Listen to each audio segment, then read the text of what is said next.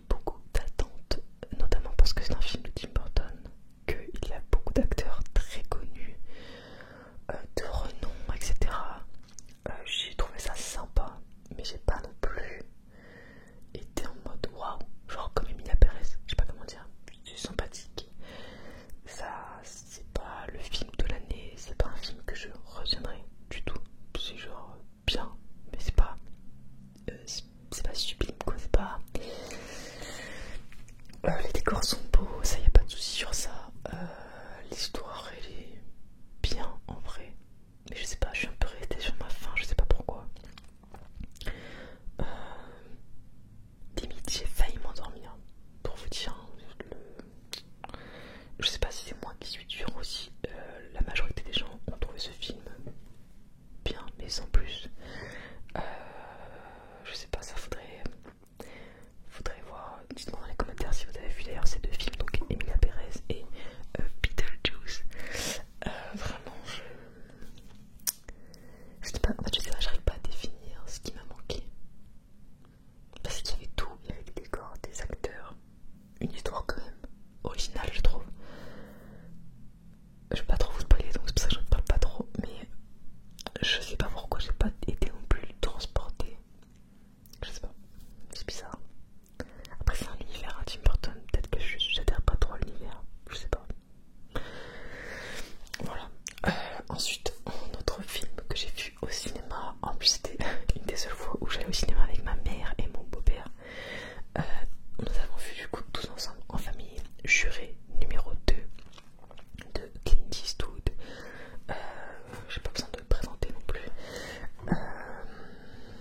Alors attendez, je vais vous lire le synopsis. Alors qu'un homme se retrouve juré d'un procès pour meurtre, il découvre qu'il est à l'origine de cet acte criminel. Il se retrouve face à un dilemme moral entre se protéger ou se livrer. J'ai trouvé qu'il y avait plein de thématiques dans ce film qui ont été abordées. Alors déjà, si vous attendez un film genre grandiose, spectaculaire, pas du tout. Même je trouve que la qualité d'image était quand même assez banale. C'était pas un film beau en fait. Mais je pense que c'est une volonté du réalisateur pour qu'on se concentre vraiment sur l'histoire et ce qui veut nous faire partie, ce qui veut nous... Comment dire, il veut qu'on se concentre vraiment uniquement sur l'histoire, je pense, et pas sur la qualité visuelle du film. Je pense vraiment que c'est un choix. Clint Eastwood a largement les moyens d'avoir des caméras de fou, donc je pense vraiment que c'est un choix. Ensuite, en termes de... Alors moi j'ai bien aimé, mais dans ma famille personne n'a aimé. Ils ont trouvé ça ennuyeux, long. Ma soeur a déjà vu 12 hommes en colère et elle me dit que ça ressemble, mais je n'ai jamais vu ce film, donc pour moi c'était quand même une première. Et on a quand même une sensation de huis clos, je trouve. On voit que certaines... En fait on voit que la maison du coup de la personne du juré, on va dire numéro 2, on voit que sa maison, la scène entre guillemets du crime et la salle d'audience, c'est tout ce qu'on voit à peu près. C'est vraiment 3 décors et on ne bouge pas, on ne voyage pas. C'est très fixe on va dire. Mais je pense vraiment que c'est pour que l'histoire prenne le devant en fait. Et même enfin c'est surtout, je pense que c'est surtout sur des leçons philosophiques et morales plus que le réalisateur a voulu qu'on s'attarde. Déjà, est-ce que faire, voilà, justement, comme dans le synopsis, entre ne rien dire, se livrer, condamner un homme à mort ou à la perpétuité, alors que soi-même on est coupable. Il y a beaucoup de questions. Même il y a aussi une question en termes politiques, car en fait, là, il y a une femme qui est avocate, qui est l'avocate de la défunte en fait, de la victime, qui est décédée et du coup elle peut pas se défendre, donc il y a une avocate qui est, comment on dit, qui est commise d'office, enfin pas commise d'office, je sais plus comment on dit, mais voilà, il y a une avocate qui est là, et elle est contre un autre avocat qu'elle connaît bien d'ailleurs, qui lui défend du coup la personne qui est accusée à tort d'être le coupable, donc c'est le copain de la femme qui est tuée, qui est morte en gros. Voilà, première personne qu'on accuse, c'est son copain, parce que des fois il avait des disputes un petit peu violentes, donc on l'accuse lui en premier d'être le coupable. La procureure, elle ne veut qu'une chose, c'est que cette personne soit, comment dire, soit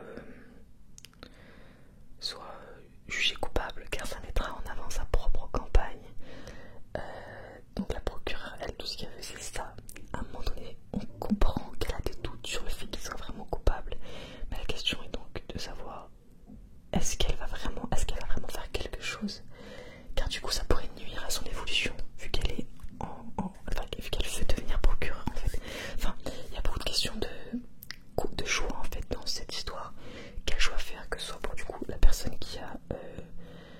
le vrai, qui est le juré du coup, qui sait qui lui-même est le coupable, mais il ne sait pas en gros s'il doit se dénoncer, rien dire, ou juste faire en sorte que ce soit pas la personne désignée qui soit condamnée. De notre côté, on a la procureure, enfin la future procureure, je crois, qui est l'avocate en gros. Elle veut vraiment réussir à avoir une place en politique, mais d'un autre côté, bah, elle a l'impression qu'il y a un truc qui lui manque dans cette histoire, mais ça l'arrange dans sa campagne, dans sa communication, que ce soit le copain de cette victime, qui soit jugé coupable. En fait, il y a plein de questions de choix. Quoi faire en fait dans cette histoire. Moi je trouvais ça intéressant.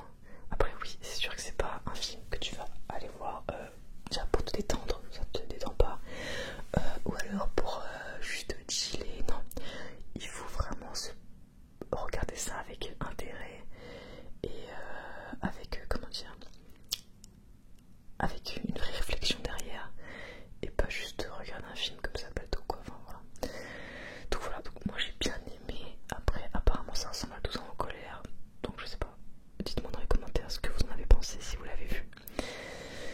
Alors ensuite on va passer du coup aux autres films et séries que j'ai vus du coup en streaming, qui sont bien sûr des choses beaucoup plus légères que les films que j'ai pu voir au cinéma.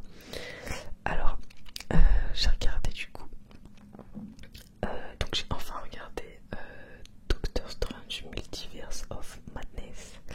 En gros c'est l'histoire en fait du coup de Doctor Strange qui essaye de sauver entre guillemets la planète comme d'habitude face à la sorcière rouge qui à la base était une alliée, qui est devenue du coup une ennemie je crois, parce qu'en fait elle a perdu du coup son pas mari, mais je sais pas si c'était marié, l'amour de sa vie, donc Vision, et du coup elle les sent pas un peu, enfin elle est un petit peu, elle veut récupérer le Dark Hall, qui est du coup un livre démoniaque qui fait que bah, en gros t'as plein de pouvoirs, mais du coup à contrario tu te fais un peu posséder par le mal, et il y a un petit peu une guerre entre les deux. Et il y a aussi je trouvais intéressant du coup l'introduction d'un nouveau personnage qui est alors attendez je me rappelle plus de son nom, qui est America Chavez. Elle a le pouvoir de voyager à travers les univers, mais elle sait pas comment elle fait en fait. Elle voyage à travers tous les mondes. C'est assez rigolo à un moment donné, et sans faire exprès elle voyage dans plein de mondes. Et en fait avec Doctor Strange il passe dans un monde de BD, un monde de comics, un monde où tout est inversé. Enfin il y a tellement d'univers parallèles entre guillemets, enfin dans ce film, et du coup je trouve que là il y a une grosse thématique du coup sur les univers parallèles, on en apprend plus dans ce film. Moi j'ai bien aimé, pareil je l'ai vu il y a longtemps donc je suis un peu rouillée, j'aurais dû faire la vidéo direct après, mais vraiment bon, franchement ça m'a plu. Je trouvais qu'il y avait de l'action, après je m'y connais pas trop, j'ai pas regardé tous les films de l'univers MCU, je crois que c'est ce qu'on dit comme ça. J'en ai vu beaucoup mais pas tous, je sais pas une chronologie de fou dans la tête, mais franchement moi ça m'a plu. Voilà, c'est tout ce que j'ai à dire. Ensuite alors j'ai récemment regardé, donc là vraiment c'est beaucoup plus récent, donc c'était il y a genre 4 jours donc ça va aller, Santa et compagnie sur Netflix. C'est vraiment un film rigolo, de merde un peu, mais en gros c'est un film avec Alain Chabat et Audrey Tautou. Alain Chabat joue le rôle du vrai Père Noël, donc de Santa Claus, qui se retrouve du coup en fait il commence j'ai l'impression en fait au début il est un peu blasé, on va dire, il est en mode il va voir ses lutins, il leur dit non mais c'est bon, mettez des jouets dans chaque cadeau, des crayons dans chaque cadeau, enfin il les prend pas très comment dire, il ne considère pas ses lutins je trouve, enfin oui c'est bizarre, cette phrase est très bizarre, et en fait ces lutins se retrouvent tous malades d'un coup. Moi je pense que c'est parce qu'il a perdu la magie de Noël en lui en fait, je sais pas comment dire, et c'est pour ça que les lutins sont tombés malades, et du coup il se retrouve à aller sur Terre, à aller du coup parcourir le monde. Donc là il se retrouve en France pour chercher du coup 92 000 pilules de vitamine C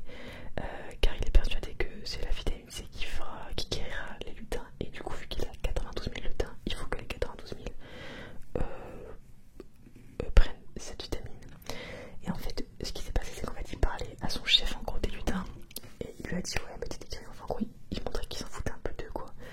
Et d'un coup le premier il est tombé et après tous ils sont tombés les uns à la suite des autres. Et du coup bah sauf que c'était genre 2 jours avant Noël, donc plus personne pour mettre les cadeaux dans la hotte. Oui c'est clairement un film de Noël. Franchement c'est un film sympa, rigolo. Bon c'est pas le film de l'année, c'est juste c'est pas mal, voilà, il y a quelques blagues un peu drôles. Mais voilà, vous pouvez largement regarder le film en faisant autre chose à côté. C'est pas un film très prenant intellectuellement. Mais bon, c'est pas façon, je pense que ce n'est pas du tout le but recherché. Même si c'est rigolo parce que, en fait, en gros, dans l'histoire, il y a un couple de vrais humains avec leurs enfants et tout. Et du coup, Santa Claus va voir cette famille, etc. Et il se rapproche d'eux.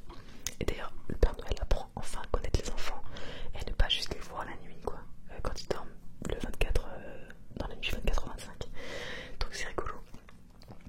Et en fait, c'est rigolo parce que du coup, on voit jamais de moment où Santa Claus embrasse la Mère Noël, entre guillemets.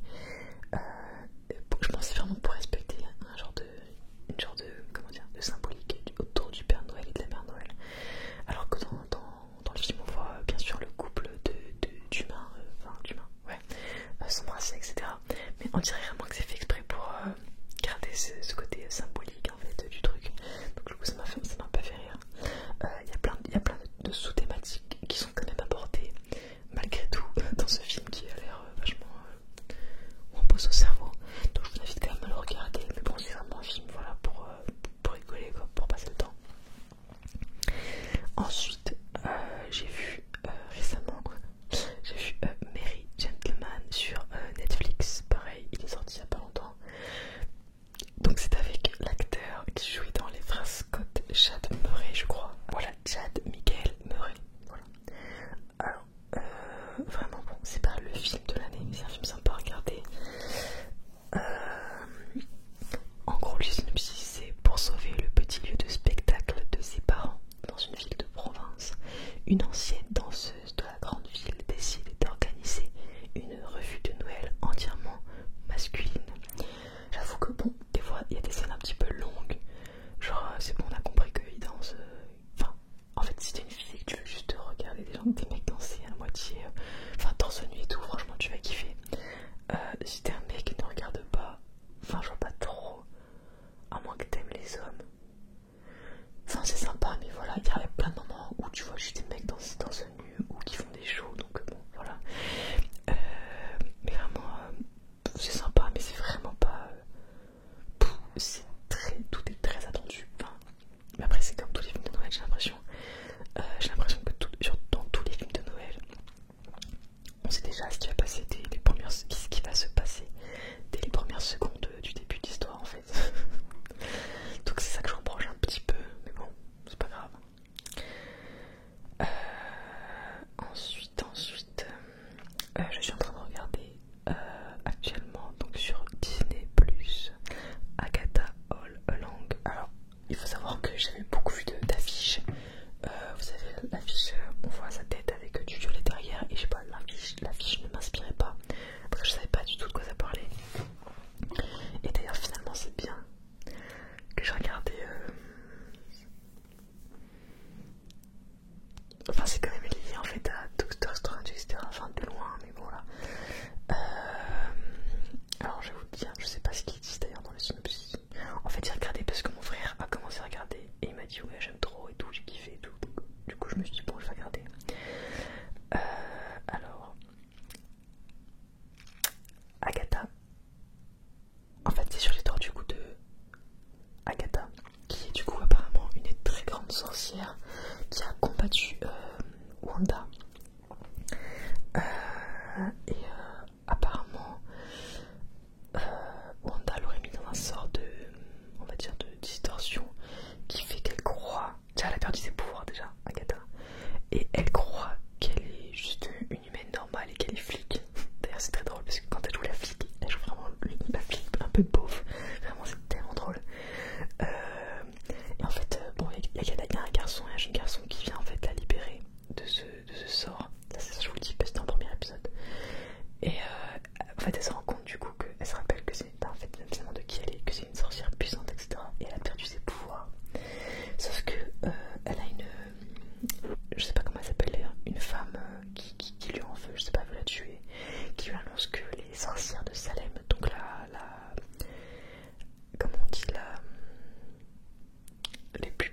sorcières en fait qui font qu'un en fait, on dirait tellement elles sont liées, qui veulent la tuer en fait, clairement.